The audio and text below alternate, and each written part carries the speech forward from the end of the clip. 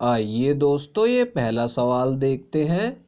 किसी परीक्षा में 65% छात्र अंग्रेजी में और 75% छात्र गणित में उत्तीर्ण हुए। यदि 20% छात्र दोनों विषयों में अनुत्तीर्ण हुए और 450 छात्र दोनों विषयों में उत्तीर्ण हुए, तो कुल कितने छात्रों ने परीक्षा दी थी, हमें बताना है दोस्तों। देखिए दोस्तों, ऐसे सवालों को हमेशा वेन डायग्राम से सॉल्व किया जाता है। ठीक है, तो आपको समझाने के लिए मैंने वेन डायग्राम बना लिया है। अब देखिए दोस्तों, सवाल में क्या बोला जा रहा है कि किसी परीक्षा में 65% छात्र जो है वो अंग्रेजी में यानी इंग्लिश में पास हुए हैं और 75% छात्र जो है वो मैथ में पास हुए हैं। ठीक है, उत्तीर्ण का मतलब पास हुए हैं। ठीक है, अब देखिए आगे क्या बोला जा रहा है कि यदि 20% छात्र दोनों विषयों में अनुत्तीर्ण हुए यानी कि फेल हुए और 450 छात्र जो है वो दोनों विषयों में पास हुए, तो कुल कितने छात्रों ने परीक्षा दी थी। ठीक है, जब भी ऐसा सवाल आएगा, ठीक है, तो आपको क्या होगा, यहाँ पे दोनों विषयों के बारे में जानकारी दी जाएगी प्रतिशत में। ठीक है, तो जहाँ पे देखिए प्रतिशत में क्या बताया गया कि 20% छात्र जो है वो दोनों विषयों में फेल हुए हैं। ठीक है, अगर यहाँ पे पास के बारे में जानकारी दी जाती तो हम इसको पास के हिसाब से सॉल्व करते, लेकिन यहाँ पे अनुत्तीर्ण बताया गया प्रतिशत में, तो इसको हम अनुत्तीर्ण यानी फेल के हिसाब से सॉल्व करेंगे। ठीक है, ये सबसे जरूरी पॉइंट इसमें यही है कि आपको प्रतिशत में देखना है कि पास के बारे में बोला जा रहा है या फेल के बारे में बोला जा रहा है। ठीक है, तो देखिए अब यहाँ पे क्या बोला गया कि 65% छात्र जो है अंग्रेजी में पास हुए हैं। ठीक है, लेकिन हमें कैसे निकालना है, फेल के बारे में निकालना है। तो देखिए अगर 65% पास हुए हैं तो फेल कितने हुए हैं, 100 में से 65 को घटा देंगे, तो यानी इंग्लिश में 35% छात्र फेल हुए हैं। ठीक है, हमें फेल का डाटा यूज करना है। अब देखिए 75% छात्र जो है वो गणित में पास हुए हैं, तो फेल कितने हुए हैं, 100 में से 75 घटा देंगे, तो यानी 25% छात्र ऐसे हैं जो मैथ में फेल हो गए हैं। ठीक है, क्योंकि हम फेल का डाटा यूज कर रहे हैं। और क्या बोला गया है कि 20% छात्र दोनों विषयों में फेल हुए हैं, तो इसके बीच में लिख लेंगे कि 20% छात्र जो है वो इंग्लिश और मैथ दोनों में फेल हो गए हैं। ठीक है, अब देखिए हमें ऐसे छात्रों का पता लगाना है जो सिर्फ इंग्लिश में फेल हुए हो, मैथ में पास हो गए हो। ठीक है, तो इसके लिए क्या करेंगे, इस बाहर वाले 35 में से इस अंदर वाले 20 को घटा देंगे। ठीक है, तो कितना आ जाएगा, 15% आ जाएगा। ठीक है, यानी कि 15% छात्र ऐसे हैं जो सिर्फ इंग्लिश में फेल हुए हैं लेकिन मैथ में पास हो गए हैं। ठीक है, इसी तरीके से यहाँ पे हम मैथ का डाटा निकाल लेंगे। तो देखिए 25 में से 20 को घटा देंगे तो कितना आ जाएगा, 5% आ जाएगा। ठीक है, यानी 5% छात्र सिर्फ मैथ में फेल हुए हैं और इंग्लिश में पास हो गए हैं। ठीक है, यानी अब हमारे पास फेल होने वाले छात्रों का डाटा आ गया। ठीक है, अब देखिए इन तीनों को जमा कर लेंगे, तो देखिए कितना आ जाएगा, 15 और 5 20 आ जाएगा और 20 और 20 40% आ जाएगा। ठीक है, यानी कि 40% छात्र ऐसे हैं जो फेल हुए, यानी कि इंग्लिश में फेल हुए या सिर्फ मैथ में फेल हुए या फिर दोनों में फेल हुए हैं। ठीक है, तो यानी फेल कितने छात्र हुए हैं, 40% हुए हैं। ठीक है, और कुल छात्र जो होते हैं वो प्रतिशत में हमेशा 100% होते हैं, ध्यान रखिएगा। ठीक है, अगर 100% कुल छात्र हैं और उसमें से 40% फेल वाले हैं तो पास वाले कितने हो गए, तो इसको क्या करेंगे, यहाँ पे 100 में से 40 को घटा देंगे।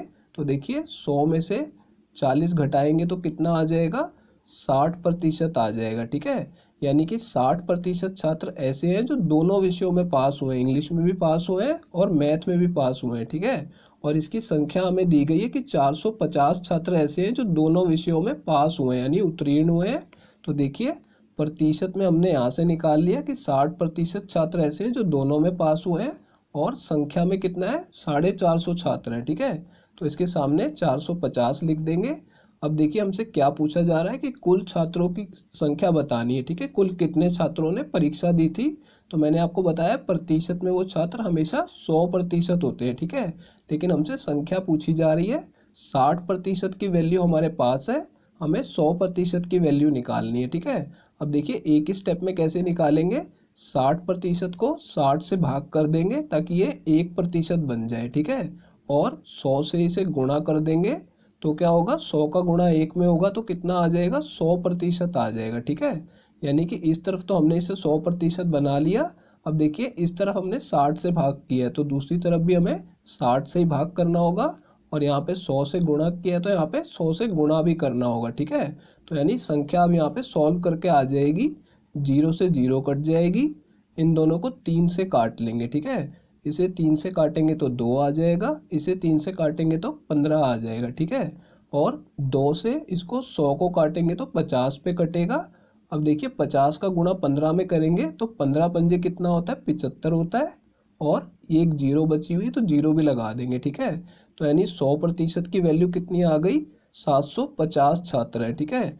यानी कि कुल कितने छात्रों ने परीक्षा दी थी, 750 छात्रों ने परीक्षा दी थी। तो देखिए दोस्तों, ये हमारा इस सवाल का आंसर आ गया है, ये चौथा ऑप्शन करेक्ट है।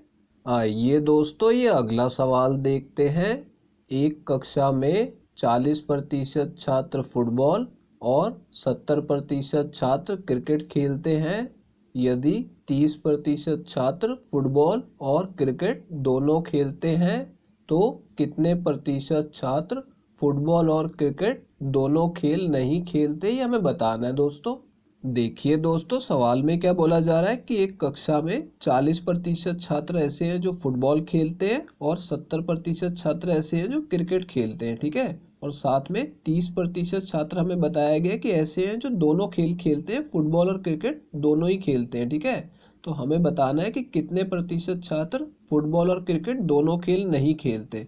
तो देखिए, ऐसे सवालों में जो शुरुआत करते हैं वो किससे करते हैं, जो दोनों खेलों के बारे में यहाँ पे हमें जानकारी दी गई है। तो दोनों खेलों के बारे में क्या जानकारी दी गई है कि 30% छात्र खेलते हैं, ठीक है। तो यानी हमारा ये वाला जो सवाल सॉल्व होगा किसके ऊपर होगा कि दोनों खेल खेलते हैं, ठीक है। तो देखिए यहाँ पे, अब मैं यहाँ पे लिख लूँगा कि 40% छात्र जो है वो फुटबॉल खेलते हैं, ठीक है। तो फुटबॉल के नीचे लिख लेंगे 40%, ठीक है। और 70% छात्र क्रिकेट खेलते हैं, तो यहाँ पे क्रिकेट के नीचे मैंने लिख लिया 70%। अब देखिए यहाँ पे 30% छात्र दोनों खेल खेलते हैं, तो यहाँ पे दोनों के बीच में आपको लिखना है कि 30% छात्र ऐसे हैं जो फुटबॉल और क्रिकेट दोनों खेलते हैं, तो इसलिए मैंने इसको बीच में लिखा है। अब देखिए दोस्तों, यहाँ पे कितने छात्र ऐसे हैं जो फुटबॉल खेलते हैं, वो 40% है, ठीक है। लेकिन हमें ऐसे छात्रों का पता लगाना है जो सिर्फ फुटबॉल खेलते हैं, क्रिकेट बिल्कुल नहीं खेलते। तो उसके लिए क्या करेंगे, 40 में से 30 को घटा लेंगे, ठीक है। तो देखिए, यानी कि 10% छात्र ऐसे हैं जो सिर्फ फुटबॉल खेलते हैं, क्रिकेट नहीं खेलते। लेकिन 30% ऐसे हैं जो दोनों खेलते हैं, तो इसलिए दोनों को जमा करने पे 40 आ जाएगा, ठीक है। अब देखिए, ऐसे छात्र कौन से हैं जो सिर्फ क्रिकेट खेलते हैं, फुटबॉल नहीं खेलते। तो उसके लिए 70 में से इस 30 को घटा लेंगे, तो यानी कि कितना आ जाएगा, 40% आ जाएगा। यानी उस कक्षा के 40% छात्र हैं जो सिर्फ क्रिकेट खेलते हैं, फुटबॉल नहीं खेलते। तो देखिए, अब हमें क्या बताना है कि कितने प्रतिशत छात्र ऐसे हैं जो फुटबॉल और क्रिकेट दोनों ही नहीं खेलते, ठीक है। तो उसके लिए क्या करना होता है, इन तीनों को आपको जमा कर लेना होगा, ठीक है। तो देखिए, 40 जमा 30 70 और जमा 10 कितना आ जाएगा, 80% आ जाएगा, ठीक है। यानी कि 80% ऐसे छात्र हैं जो या तो फुटबॉल खेलते हैं, या तो सिर्फ क्रिकेट खेलते हैं, या फिर दोनों खेल खेलते हैं, ठीक है। यानी कुछ ना कुछ जरूर खेलते हैं, ठीक है। इसलिए मैंने ऊपर लिखा है कि खेलते हैं वो छात्र कितने हैं, 80% है, ठीक है। और कक्षा में जो हमेशा कुल छात्र होते हैं वो 100% होते हैं, ठीक है। अब देखिए, 100% में से 80% ऐसे हैं जो कोई ना कोई खेल खेलते हैं। तो हमसे क्या पूछा गया है कि कौन से ऐसे छात्र हैं जो दोनों खेल नहीं खेलते। तो क्या करेंगे, 100 में से 80 को घटा देंगे, तो हमें ऐसे छात्रों का पता लग जाएगा जो कोई भी खेल नहीं खेलते। तो वो कितने आ जाएंगे, 20% आ जाएंगे, ठीक है। तो यानी कि 20% छात्र ऐसे आ गए जो कोई भी खेल नहीं खेलते हैं, ठीक है। तो देखिए यहाँ पे, ये हमारा इस सवाल का आंसर आ गया दोस्तों, और ये दूसरा ऑप्शन करेक्ट है। आइए दोस्तों, ये अगला सवाल देखते हैं। किसी संख्या में पहले 48% वृद्धि की गई और फिर 35% कमी कर दी गई, तो मूल संख्या में कितने प्रतिशत वृद्धि अथवा कमी हुई, ये हमें बताना है दोस्तों। देखिए दोस्तों, इस सवाल में हम शॉर्ट ट्रिक कैसे लगाएंगे। यहाँ पे क्या बोला जा रहा है कि किसी संख्या में पहले 48% की वृद्धि की गई है और फिर 35% की कमी कर दी गई है, ठीक है। तो पहले देखिए यहाँ पे शुरू कैसे करेंगे, 48% की वृद्धि हुई है, तो सबसे पहले हमें क्या करना है, यहाँ पे 100 लिख लेना है, ठीक है। अब देखिए, इस 100 में 48% की वृद्धि करेंगे तो कितना हो जाएगा, 148 हो जाएगा, ठीक है। यानी 48 जमा करके लिख देंगे और इन दोनों संख्याओं को अनुपात में लिखना है आपको, ठीक है। अब देखिए क्या बोला जा रहा है, फिर उसमें 35% की कमी की गई है। तो आपको क्या करना है, फिर से 100 लिख लेना है एक बार और इस वाले 100 में 35% की कमी कर देनी, यानी कि 35 को घटा देना है इसमें से, ठीक है। तो कितना आ जाएगा, 65 आ जाएगा। अब देखिए हमने दो अनुपात बना लिए, ठीक है। अब इन्हें काट के सॉल्व कर लेंगे, इन दोनों को आपस में काट लेंगे, दोनों को 5 से काटेंगे तो कितना आ जाएगा, यहाँ पे 13 आ जाएगा। 13 पंजे 65 होता है, तो यहाँ पे 13 आ गया, ठीक है। इसे 5 से काटेंगे तो ये 20 पे कट जाएगा। अब देखिए इन दोनों को 4 से काटा जा सकता है, तो इसे 4 से काटेंगे तो 25 पे कटेगा, ठीक है। 25 चौका 100 होता है, ठीक है। अब देखिए इसे 4 से काटेंगे तो ये पहले 3 पे कटेगा और फिर 7 पे कट जाएगा, ठीक है। अब देखिए इन्हें और नहीं काटा जा सकता आपस में, तो इन दोनों को गुणा कर लेंगे और इन दोनों को भी गुणा कर लेंगे, ठीक है। तो 25 दूनी कितना होता है 50, तो नीचे यहाँ पे 500 आ जाएगा, ठीक है। अब देखिए इन दोनों का गुणा करेंगे तो 13 सत्ते 91 होता है, तो पहले 1 लिख लेंगे, 9 हासिल में चला जाएगा, ठीक है। और 13 तिया 39, 39 और 9 कितना हो जाएगा, 48 हो जाएगा, ठीक है। तो ये कितना आ गया गुणा करने पे, 481 आ गया, ठीक है। अब देखिए इन दोनों को भी अनुपात में ही रखना है अभी हमें। अब देखिए ये हमें क्या प्राप्त हुआ है, पहले यदि संख्या 500 थी तो अब वो संख्या कितनी हो गई है, अब वो 481 हो गई है। और देखिए दोस्तों हमें सवाल में क्या पूछा जा रहा है कि उसमें कितने प्रतिशत वृद्धि अथवा कमी हुई। तो हमें यहाँ पे साफ दिख रहा है कि पहले संख्या 500 थी और अब 481 हो गई, तो इसमें कमी हुई है, ठीक है। तो कमी कितनी हुई है, देखिए 500 में से 481 को घटाएंगे तो कितना आ जाएगा, 19 आ जाएगा, यानी इसमें कमी हुई है 19 की, ठीक है। तो यहाँ पे लिख लेंगे 19 की कमी हुई है। अब हमें ये कमी प्रतिशत में बतानी है, ठीक है। तो देखिए प्रतिशत में कैसे निकालते हैं, पहले हमें देखना है कि कितने की कमी हुई है, 19 की कमी हुई है, ठीक है। और ये कमी किस संख्या में हुई है, ये 500 में हुई है, ठीक है। तभी तो ये 500 से घट के 481 हो गई है, ठीक है। तो जिस संख्या में कमी होगी उसे नीचे भाग में लिखना है, ठीक है। और इसे गुणा कर देना है 100 से प्रतिशत में बदलने के लिए। अब देखिए 2 जीरो से 2 जीरो काट देंगे और 5 से 19 को काटेंगे, तो देखिए पहले ये 3 पे कटेगा, 5 तिया 15 और फिर 4 शेष बचेगा, फिर उसमें जीरो लगा देंगे तो पॉइंट आ जाएगा और फिर 8 पे कट जाएगा, ठीक है। तो यानी कितने प्रतिशत की कमी हुई है, 3.8% की मूल संख्या में कमी हुई है। तो दोस्तों ये हमारा इस सवाल का आंसर है। देखिए दोस्तों ये पहला ऑप्शन करेक्ट है। आइए दोस्तों ये अगला सवाल देखते हैं। एक विद्यालय में सभी छात्रों में से 40% लड़कियां हैं। यदि किसी परीक्षा में 65% लड़के और 73% लड़कियां पास हुई तो फेल होने वाले छात्रों का प्रतिशत कितना है, ये हमें बताना है दोस्तों। देखिए दोस्तों इस सवाल में क्या बोला जा रहा है कि एक विद्यालय में सभी छात्रों में से 40% लड़कियां हैं, ठीक है। तो हमें यहाँ पे छात्रों की संख्या तो नहीं दी गई है, लेकिन इतना बताया गया कि 40% लड़कियां हैं। अब देखिए कुल छात्र कितने होते हैं, 100% होते हैं प्रतिशत में, ठीक है। तो अब देखिए इसमें से क्या बताया गया, लड़कियां यानी गर्ल्स कितनी है, 40% है, ठीक है। तो लड़के कितने प्रतिशत हो जाएंगे, ये देखिए 100 में से आपको 40 घटा लेना, यानी कि 60% लड़के हैं उस विद्यालय में, ठीक है। अब देखिए लड़कों और लड़कियों की जो हमें प्रतिशत दिया गया है इसे पहले हमें अनुपात में ले लेना है, ठीक है। इससे क्या होगा, प्रतिशत से प्रतिशत काट देंगे हम, ठीक है, क्योंकि बटे में 100 आएगा दोनों के, तो हमने प्रतिशत से प्रतिशत काट दिया, तो ये कितना रह गया, 60 और 40 रह गया, ठीक है। अब आपको इसे और नहीं काटना, इसको इतना ही रहने देना है अभी। अब देखिए अगर हमें लड़कों और लड़कियों की संख्या को मानना होगा तो हम कितना मानेंगे, यहाँ पे देखिए 65% और आगे 73% की बात कर रहा है, ठीक है। तो इसके लिए हमारी वैल्यू आसान हो जाए तो इसके लिए मैं क्या करूँगा, देखिए यहाँ पे दोनों में जीरो और लगा दूंगा, यानी 10 का गुणा दोनों में और कर दूंगा, तो लड़के कितने हो जाएंगे, विद्यालय में 600 लड़के हो जाएंगे, 10 का गुणा कर दिया इसमें। और लड़कियां कितनी हो जाएंगी, 400 हो जाएंगी, ठीक है। इस तरीके से हमें कर लेना है कि कुल जो छात्रों की संख्या है वो 1000 हो जाए, ठीक है, ताकि हमारा आंसर बहुत ही आसानी से आ जाए। अब देखिए क्या बोला जा रहा है कि किसी परीक्षा में 65% लड़के और 73% लड़कियां पास हुई हैं, ठीक है। और हमें क्या पूछा जा रहा है, फेल होने वाले छात्रों का प्रतिशत पूछा जा रहा है। ठीक है, तो आपको ये ध्यान रखना है कि पास होने वाले छात्रों के बारे में पूछा जा रहा है या फेल होने वाले छात्रों के बारे में। ठीक है, अब क्योंकि यहाँ पे फेल होने वाले छात्रों के बारे में पूछा जा रहा है तो हमें क्या करना होगा, देखिए यहाँ पे अगर 65% लड़के पास हुए हैं तो फेल कितने हुए होंगे, 100 में से 65 को घटा लेना है तो कितना आ जाएगा, 35% लड़के फेल हुए हैं। ठीक है, तो यानी 600 लड़कों में से 35% लड़के फेल हो गए हैं। ठीक है, तो हमें फेल का प्रतिशत लिखना है। और देखिए यहाँ पे 73% लड़कियां पास हुई हैं। ठीक है, तो कितने प्रतिशत फेल हुई हैं, 100 में से 73 घटा लेंगे तो यानी कि 27% लड़कियां फेल हुई हैं 400 लड़कियों में से। तो यहाँ पे इसके साथ 27% लिख लेंगे। ठीक है, अब इसकी संख्या हमें निकालनी होगी कि 600 का 35% कितना होता है और 400 का 27% कितना होता है। तो देखिए यहाँ पे अलग से करके दिखा देता हूँ आपको। 600 गुणा 35% करेंगे तो नीचे भाग में 100 आ जाएगा और देखिए 2 जीरो से 2 जीरो कट जाएगी।